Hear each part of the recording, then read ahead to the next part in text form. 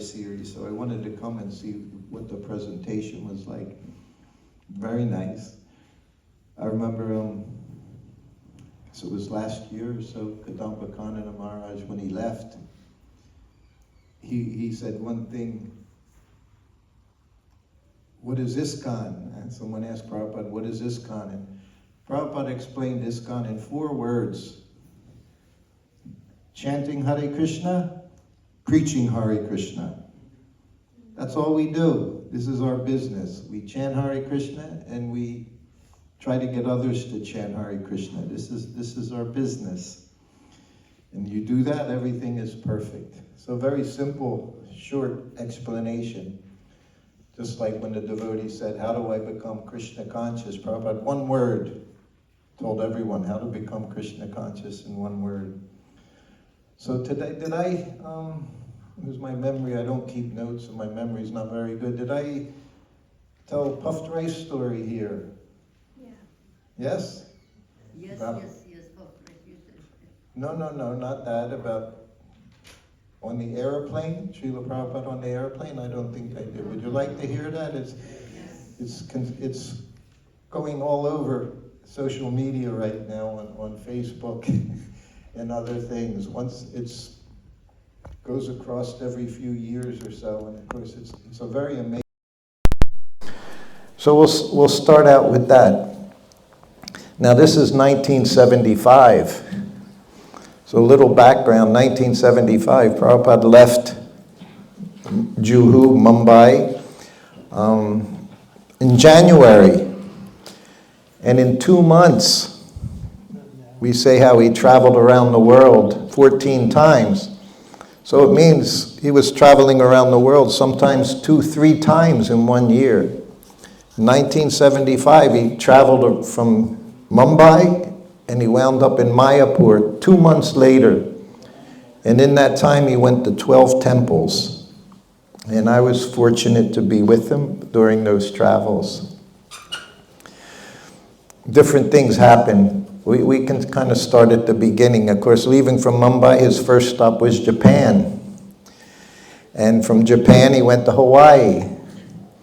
So on the airplane, of course, Srila Prabhupada on the airplane was, see, already I'm going to wander all over the place, to me, was one of the most fun times to see Srila Prabhupada and how we interacted or didn't interact with others on the airplane, many times using his servant as the translator or the via media between himself and, say, stewardesses like that. They would ask, and I would tell him, and then he would tell me, and I would tell them, and he would just sit there by the window.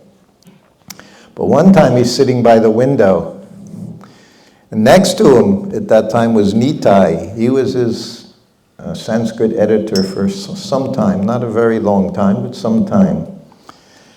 And now this is 1975. In America, in the West, especially America, there was a big revolution going on.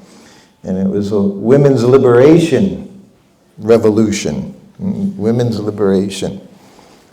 And Prabhupada's sitting in his seat, and you know, right in front of him you have little magazines. Sometimes magazines would be there, more then than now. And it was a Time or a Newsweek magazine. And Prabhupada's just looking, he could see the cover of the magazine.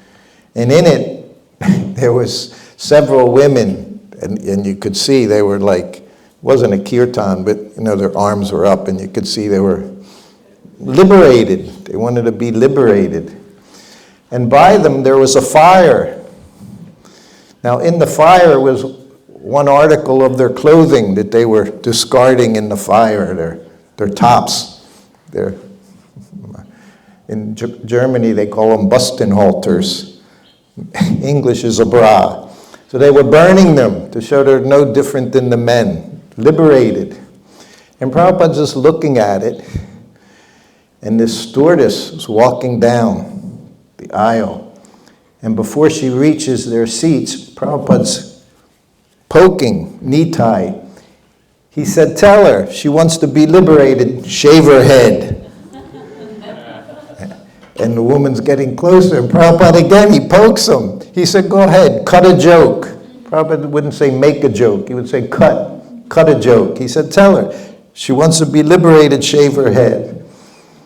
Sometimes following the spiritual master's order, even simple instruction can be a little difficult. Nitai didn't pass the test. Nor do I think Prabhupada actually wanted him to do it. Maybe he did. He told him to do it, but he couldn't do it. There was another time, probably the same year, Prabhupada was being interviewed. And they wanted to make a point, because they had heard about Prabhupada. Sometimes they would say he was chauvinistic, so many things. All that Prabhupada ever did was say women should be protected. It was there in the Shastra. Prabhupada just quoted Shastra. So this interview, the interviewer was a woman. The person doing, what do you call it, the boom, the person doing the microphone, everything, they were all women. And they wanted to show Prabhupada, women can do anything men can do. So, of course, the first question the lady reporter asked was a question Prabhupada always thought, it's wasting my time. Whether it was a man or a woman, why do you shave your head? This happened in the airport once. Prabhupada just sitting in the chair. I'm sitting on one side, Paramahamsa is sitting on the other side, and a young boy came up to him. Why do you shave your head? Prabhupada looked at Paramahamsa. He said, you talk to him. Like, that was it. It meant, doesn't want to know, who are you? What are you doing? Just why do you shave your head? Now, of course, everyone shaves their head, right? So many shaved heads. So this woman said, why do you shave your head? And Prabhupada looked at her in 1975. She's in miniskirt, very short miniskirt. Prabhupada looked at her. He said, why do you shave your legs? He said, better cool head and warm legs. In other words, cover the legs. He said, cool head, keep a cool head. He said, better keep a cool head and warm legs. So that was his response. So from there, Prabhupada was in Hawaii, where the very first Panchatattva deities were installed. Designed by Srila Prabhupada, they were installed 1972, I believe, 1972. First Panchatattva outside of India. Nunavadweep, Prabhupada called. It was islands, like 7 islands. He called Nunavadweep. Then from Hawaii, he went to Los Angeles. And then he went to Mexico City, Caracas, Miami, Prabhupada called it, and Atlanta. And everywhere he went, he sees Lord Chaitanya and Lord Nityananda. And every time, Prabhupada went into ecstasy, sitting on the Vyasa-san, seeing Lord Chaitanya and Lord Nityananda. He would be speaking, and at some point he would just look. In Caracas, he said to the devotees, Lord Chaitanya has traveled very far to be with you. Prabhupada, of course, we know, he wouldn't say, I've been traveling so far, No, Lord Chaitanya. Of course, he brought Lord Chaitanya to all these places. And what I could see was Prabhupada with this ecstasy. He was in ecstasy, seeing he was successful. He spread Krishna consciousness, 10 years working hard. He told one Indian man, from the time I left India, I had bad health. So he said the entire time his health wasn't good. And he never spoke about that. He never spoke, I have headache, I have this. The only way I knew Prabhupada didn't feel well, he would call me in before massage and say, make khichdi for lunch. That's how I knew. Khichdi, that meant he didn't feel well. Make khichdi for lunch. And he told me his formula for that khichdi was 2 parts rice, 1 part split mung dal, just a little turmeric and salt. That was it. That was his healthy khichdi. This is what we've been eating every day here with Ayurveda. Even what they cook, we say, no, we want rice, dal, and just turmeric and salt. That's it. That's what we've been eating here every day. One of those times he called me in before lunch and said that. Today, he said, I don't feel well. Today, no lunch. Yes, Prabhupada. And as embarrassing as it is to say, for me, that was like, I don't have to prepare anything. Before starting the massage, I don't have to worry about the cooker on the stove. So it was a relief.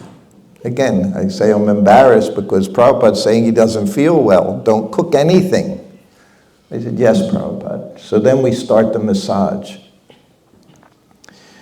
And after 15 minutes into the massage, he said, you can make khichdi for lunch today.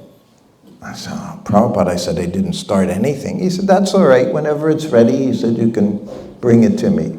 Which means I have 15 minutes from the time the massage is over. Because him saying that and doing it are two different things. You still want to give him his lunch proper time. I said, yes, Prabhupada. Making khichdi is not difficult, very simple. So then another 15 minutes go by, and now I'm massaging his back, and he said, you can make full lunch today. So in the course of an hour, he went from not wanting anything, and then we had khichdi, and then full lunch. And I just said, yes, Prabhupada, okay. And, you can do everything very quickly if you have to. So that was Prabhupada. It could change very quickly. He could say one thing 1 minute, something else. Whenever the last thing he says, that's what you do. That's when you have questions. Prabhupada said this. What was the last thing he said? And that's the one. Because he would make adjustments as time went by, even within the society, rules and regulations in the society. So we're in Mexico City, and there's hundreds of devotees, and they're not just 20-year-olds. Like parents of the devotees are becoming devotees, because they were very pious people, simple, pious people. And Prabhupada's speaking in English. Hridayananda Maharaj, he's translating. So we get to the end, and during the lecture, Prabhupada's, of course, stressing out at the time of death, everything we do is to prepare for the time of death, so that you can try to remember Krishna at the time of death. It's our whole business in this lifetime. At the time of death, you remember Krishna. Then you go back to Krishna. Very simple. And Maharaj, he's translating the class. So we get to the end of the class, and something didn't happen often, but it did in Mexico City and Caracas. Questions. Any questions? Also in Australia, any questions? Other places, not so much. He would finish, say, thank you very much. That was the end of class. So one older Mexican devotee lady raises her hand, and she said, Srila Prabhupada, what if we can't remember Krishna at the time of death, but we remember you? Prabhupada smiled. He said, that's all right. If you remember Prabhupada, all you can do is remember Krishna.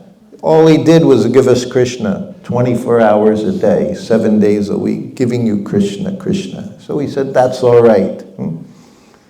That's why he's presenting this whole series here.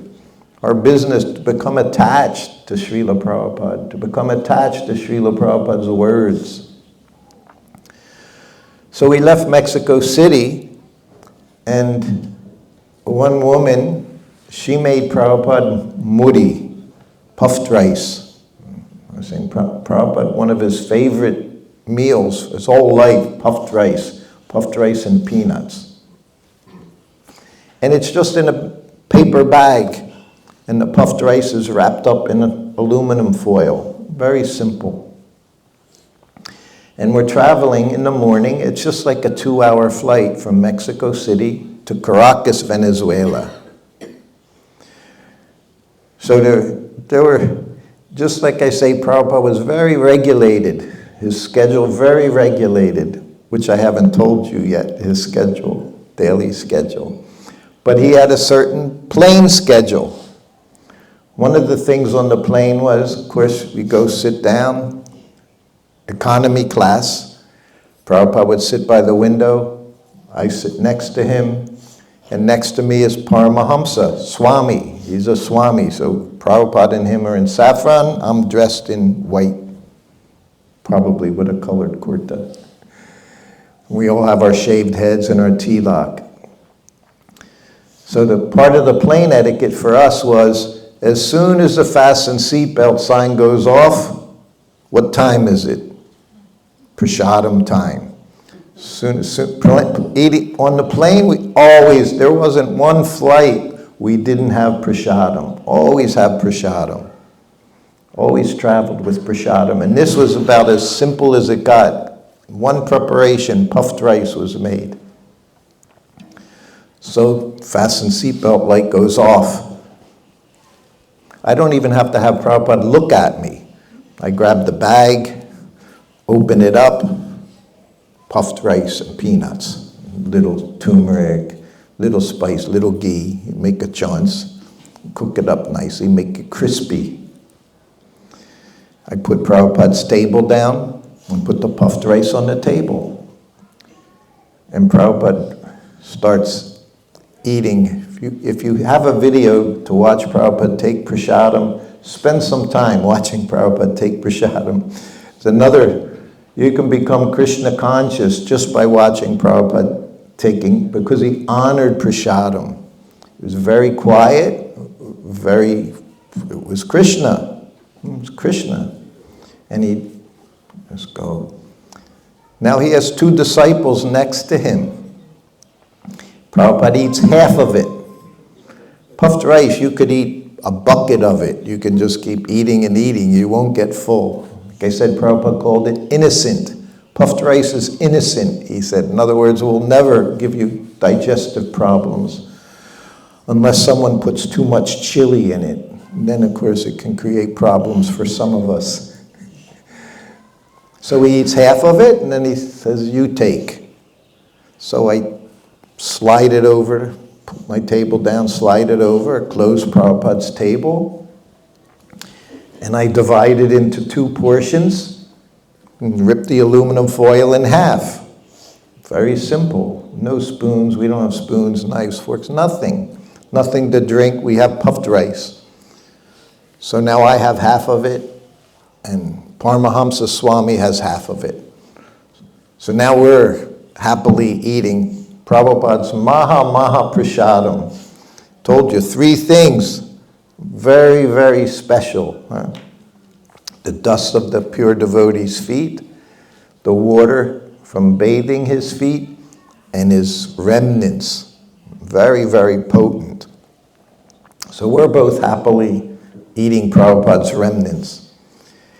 And this young woman walking down the aisle, she's the stewardess.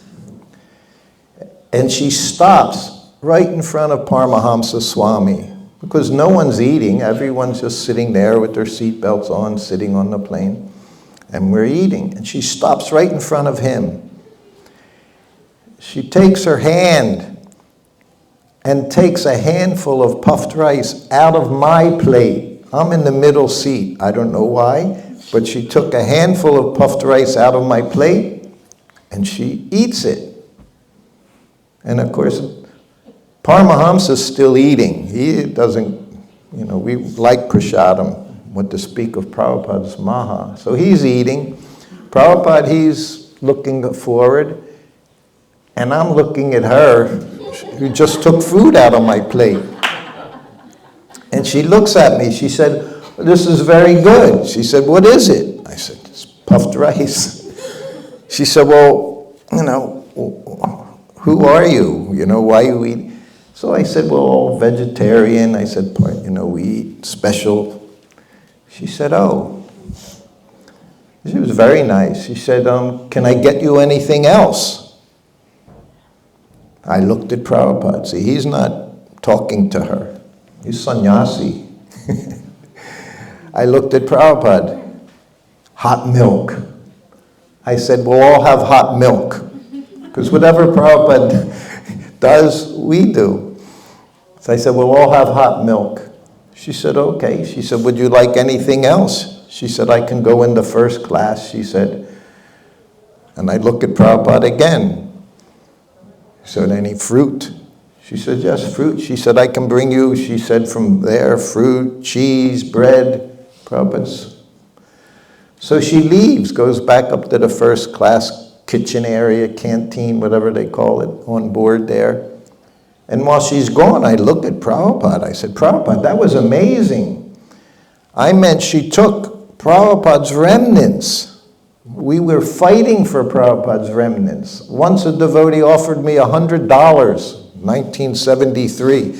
$100, give me Prabhupada's Mahaprasadam. I said, no. I said, I distribute it to everyone. I said, there's no cost involved. It gets distributed. He was,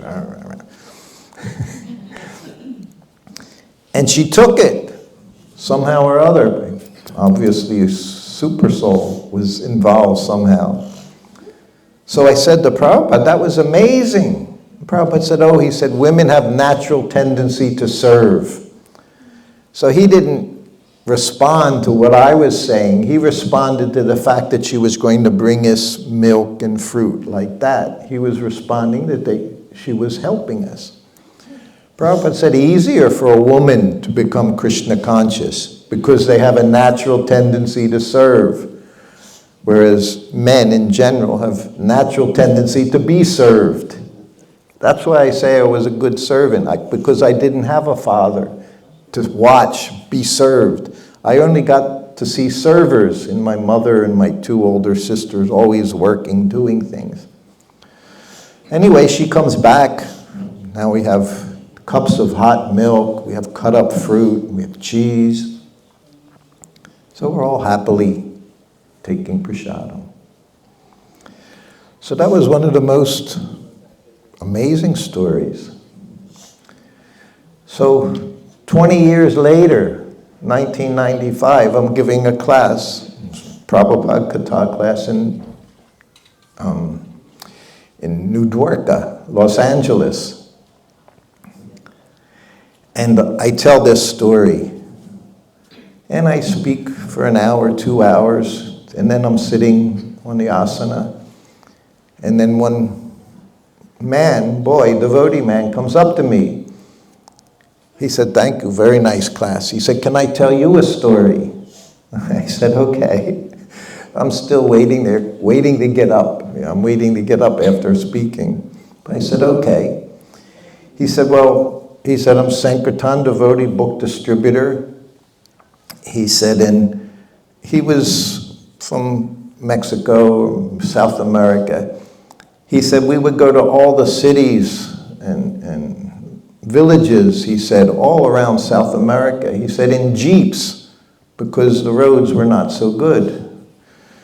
So he said, we go to one place, another place. He said, and we go to the center of town, just like we always did Harinam, go to the center of town. He said, and we did Harinam. He said, then we got in our vehicles and go door to door, distributing Prabhupada's books.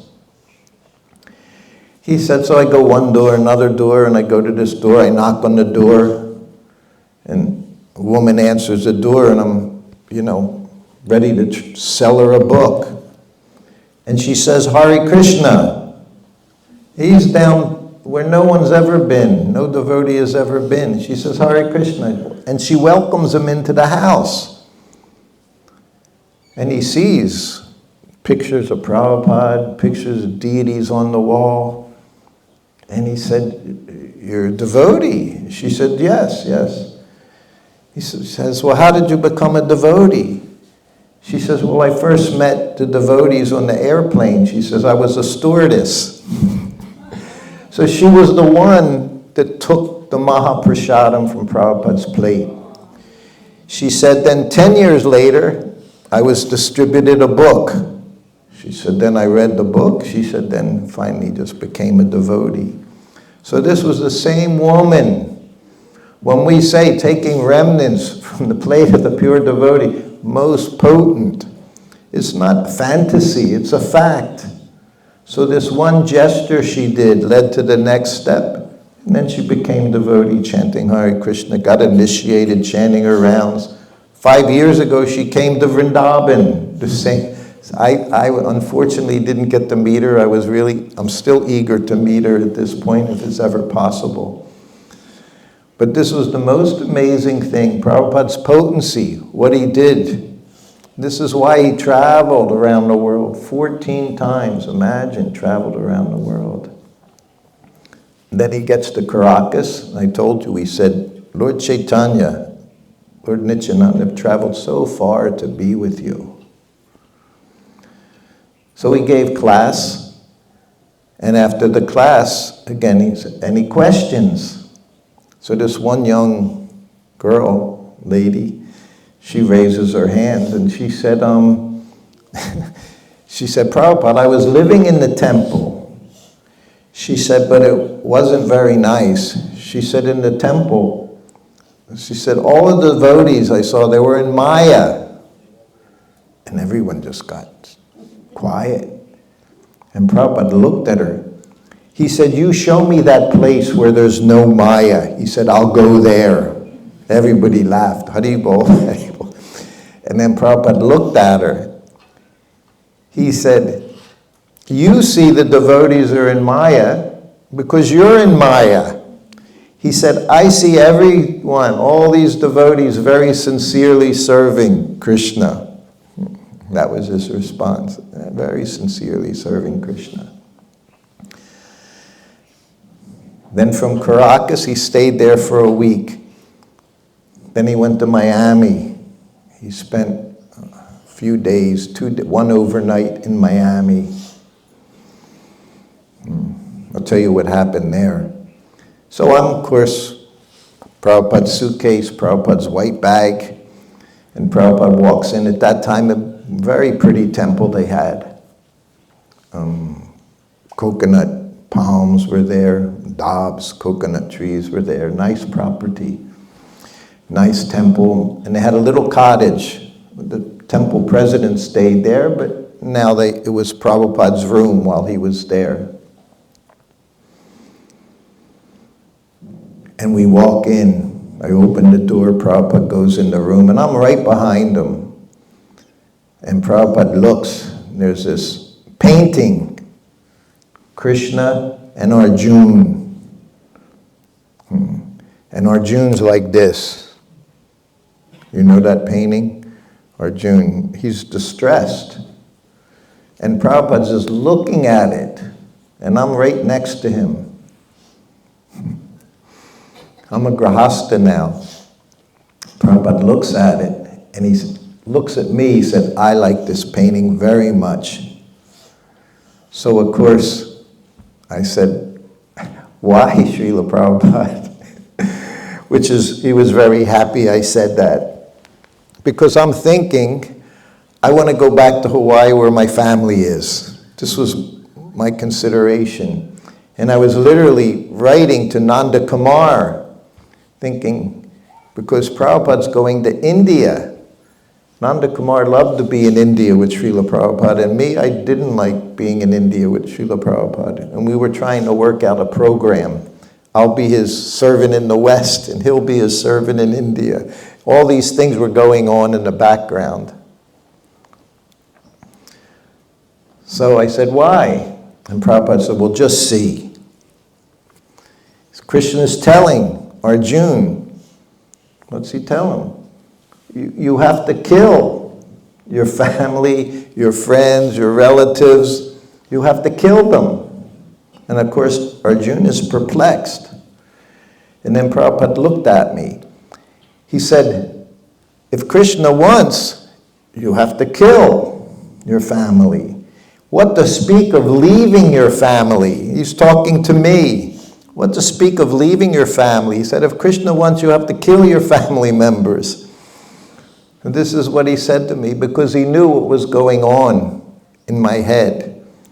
Not that anyone, don't go killing your family members. I said that in the Ukraine, and Niranjan Swami said, you better give a purport to that. We don't want anyone killing anyone.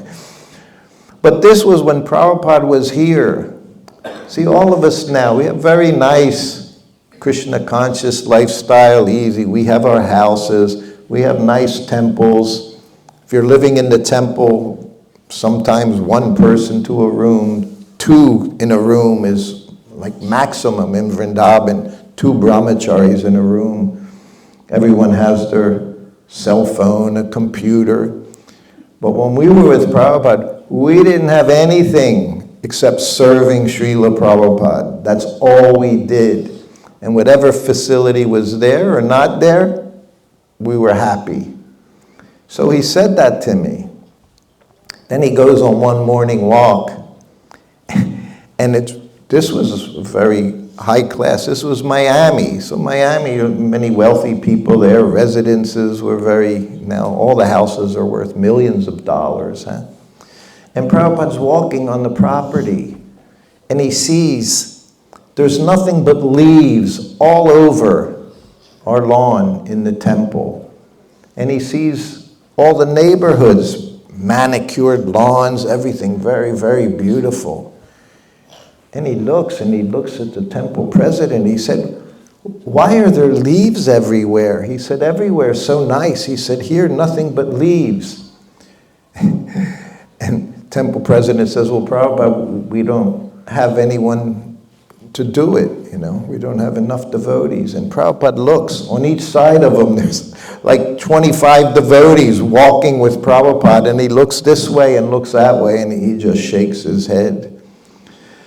Because by Prabhupada's standard, there was no higher, lower. There was no, for services there was GBC, there were sannyasis, there were grahastas, but everyone was the same in Prabhupada's view. He walked in Los Angeles, headquarters, the world headquarters of ISKCON at that time, 1973. He walked into the kitchen because he would observe what's going on. He walked into the kitchen and he saw pots in the sink, big commercial, stainless steel, everything first class, stainless steel. But there's dirty pots in the sink. He's there with no less than the temple president's there, the GBC is there. And he looked. He said, "Why are there dirty pots in the sink?" And the GBC answered and said, "Well, such and such time, the brahmachari will come to clean the pots." Prabhupada looked at him. He said, "You clean the pots. Why are you waiting for someone else to clean? Everything should be spotless." Radharani's kitchen. He brought him to tears. He kept yelling and yelling. "Why is it dirty?" He said, I learned with Prabhupada, when you're done cooking, everything's clean, because you're cleaning as you're cooking. This was Prabhupada's style. Not that you do everything, then you call the newest person to come in, he has to wash all the pots you left in the sink. That was not Prabhupada's standard. And he told them, "You can do it. Who are you?" He saw everyone is just his servant. Everyone Prabhupada's servant. One of the other things happened in that, when we went to Mexico City from Hawaii, from Los Angeles to Mexico City. So we get to Mexico City, and the GBC, his sannyasi GBC, he was getting all of Prabhupada's books printed in Spanish. It was wonderful, wonderful. So from the airport to the temple was about a half-hour ride. And the whole time, his GBC representative was telling, "We printed this book, and we're printing this book, and this one was printed. And the devotees are going out, and we're distributing so many books." And Prabhupada didn't say anything. And I thought that was interesting, because usually he's very nice, very good, just encouraging him. But he didn't say anything. He's just sitting, listening to him. Then we get to the temple. It's a morning time, 9, 10 in the morning. So I'm ready to start preparing everything for the cooker. And Prabhupada says, "You can give me Raj Bhog for lunch today. And that was another, means I don't have to cook. I can just massage and concentrate on giving Prabhupada massage. So I give him massage.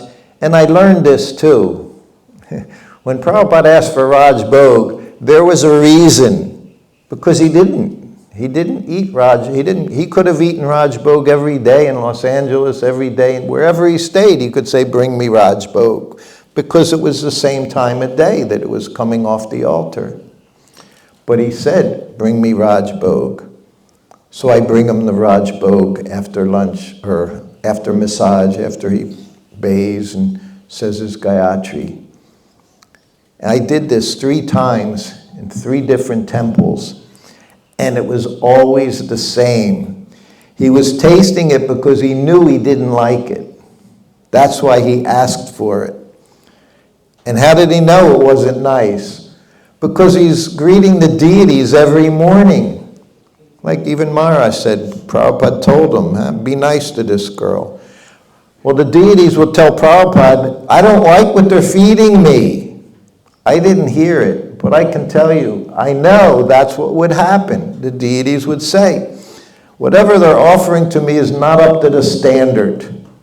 And Prabhupada, same thing every time. It was like instant replays, but it was in 3 different temples.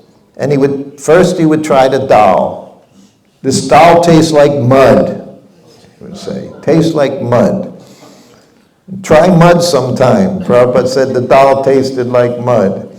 And I've tasted dal that tastes like mud in temples. And then he would look at the puri, and the puri could be generally undercooked. If you're going to make puris, you have to cook them. And if you want to make big fat puris because you think Radha Krishna want big fat puris, then you better cook them a long time so they're cooked, not raw. Same thing with chapatis. Not that you just want to get your service done so you can go and get on your phone. No, that's not our business. So Prabhupada, everything, this is not right. Puris are not right. The sabjis are too spicy. And that was it. Then he went into the kitchen.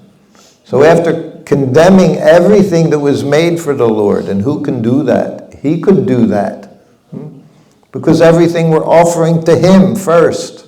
He offers it. Prabhupada said he offers to his guru, he offers to his, and then it goes to Krishna. Then he goes into the kitchen, and of course it's not clean. He's saying, we've installed Radha Krishna here. You have to come up to the standard. You have to rise to the standard. So this was there in Mexico City. And it's something I see to this day sometimes. Raj Bhog offering. It's Raj Bhog. It's Raja. It's for a king. You have to prepare very, very nicely, consciously, in a nice, clean environment, Radharani's kitchen. And he showed me how to cook for the deities. Cooking for him was cooking for the deities. And it wasn't passionate food, filled with spices, enough spices to feed 100 people, and they put it for 5. So much spice. This was not Prabhupada's standard. And everything was cooked in ghee.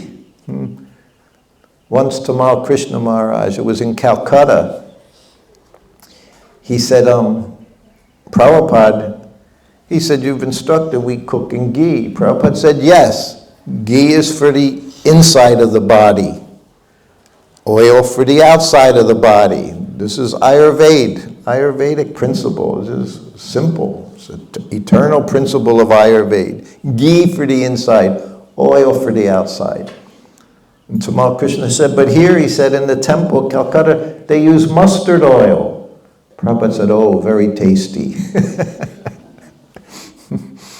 When I was in Calcutta, I think we can move along now. Yeah, since we're talking about Prashadam. In Calcutta, I got to meet Prabhupada's sister. I remember the first time going to Calcutta Temple, Albert Road Temple. And here was this, she looked very much, if you saw her face, very much like Prabhupada. And she had black horn-rimmed glasses she always wore, and she was shorter than Prabhupada. And Prabhupada wasn't particularly tall, he was like 5'5". So she was like 5 foot, and she was kind of round, little big. And she wore a sari, just a white sari that must have been like 10 meters long. It just went around and around and around and around and around here and around there and over her head. Typical Bengali customs style when I saw her. And she would come to the temple and she would bring and she had nothing. And she would bring us misti dahi, and she would bring us sweets from K.C. Das, which was big sweet maker in Calcutta at that time. Wonderful, wonderful sweets they were. And she liked everyone except me, because I kept her out of Prabhupada's room, because he would say this. So she would always wanted to see her big brother, pure devotee brother. And sometimes I would say he's resting and this is going on. So our relationship wasn't the best. And when Prabhupada was in Calcutta, she would cook for him. And we would cook for him what he told us how to prepare. I was cooking, and at that place, Malati was cooking. She was there at that time. So we would make Prabhupada style prasadam. Nice, everything nice, nothing overspiced. And everything in ghee, whatever chants was made in ghee. Of course, his sister, she would come to the temple. She had two things she would tuck into her sari. One was a bottle of Ganga Jal, Ganga water. And the other was a bottle of mustard oil for cooking for her brother, her big brother. The Ganga Jal, whenever she saw us, she'd sprinkle on everybody's head. She'd purify us all with the Ganga Jal. As soon as she saw you, she'd take out her bottle, throw Ganga water on us. The mustard oil she would take into the kitchen, because I was the only one. I traveled around the world with a bottle of mustard oil for massage. But she went into the kitchen with it. So for 3 days, I'm bringing in the plate that we prepared, his disciples prepared for him, and then I'd bring in Pishima's plate that she made. So this went on 3 times, 3 days. So the third day, I bring in Prabhupada's puri, chapatis, dal, rice, and mildly spiced sabjis. And then I bring in her plate, and I get to the door of Prabhupada's room with his sister's plate. And he said, "Don't bring that in here." He said, "My sister's trying to kill me." He said, "You eat it." He told me, I said, "Prabhupada, I can't eat this." He said, "Well, distribute it." He said, "But don't bring it in." He said, "She's poisoning me." This was poison. Prabhupada, anything that's not good for you is poison. This was Bengali style. If it's bad for you, you're being poisoned. So Prabhupada said, "She's trying to kill me." He said, "Get it out of here." He liked it, but he couldn't digest it. He said, "I can't digest it." He said, "Get it out of here." I said, "Yes, Prabhupada." So then all the big devotees are there. Bhavananda, Tamal Krishna, Gargamuni, so many, the Swamis. Well, Prabhupada was in Calcutta. This was 73. It's like July. And Prabhupada's every day he's getting his mail. So one letter comes from Madhvisa. Madhvisa. Madhvisa. Madhvisa. He was Swami. He was GBC of Australia. Prabhupada had Madhvisa pay his BBT book bill by shipping ghee, cow ghee, to India so the devotees could have cow ghee for cooking. He paid his BBT bill. Listen to this. He shipped ghee from Australia to India. It was a 14-hour flight. It was not a simple, not like down the street, 14-hour flight. But Prabhupada considered ghee and milk so essential for the devotees, and he knew they weren't getting proper milk. They weren't getting proper ghee. To this day in India, if they test the ghee, you don't even want to hear what's in some of this so-called ghee, these low-priced 700 rupee a liter ghee. It's not ghee. I mean, some ghee, but who knows what's in there? There are good ghee is there, but it costs double that price if you want genuine ghee. Anyway, this was Prabhupada, how much he cared for his disciples, how much he cared. He wanted to see that those in India are taken care of properly, because if they're not getting ghee, they're going to have problems, health problems, if they're not getting cooked in ghee. So Madhvisa heard Prabhupada was sick. Prabhupada also blamed that on his sister. One night he said he ate coconut kachori that his sister made. She was excellent cook. Nobody better than his sister cooking. I could go on and on what Prabhupada said, but anyway, he ate this coconut kachori, and it's like 10 o'clock at night, and I'm outside Prabhupada's room, and I hear him literally moaning in pain from his stomach. He's in pain.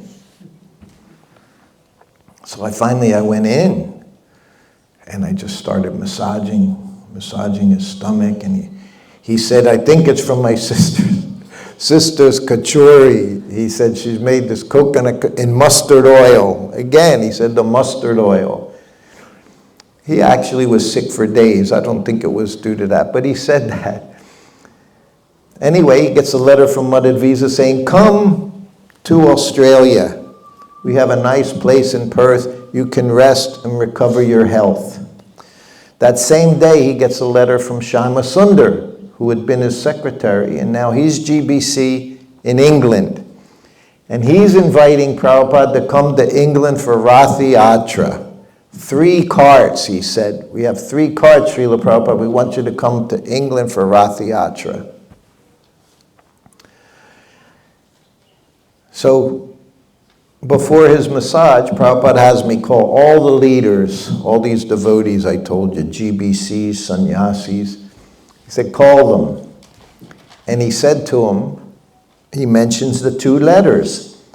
And he says, should I go to Australia to rest? Or should I go to London for Rath Yatra festival? He said, anyway, you discuss.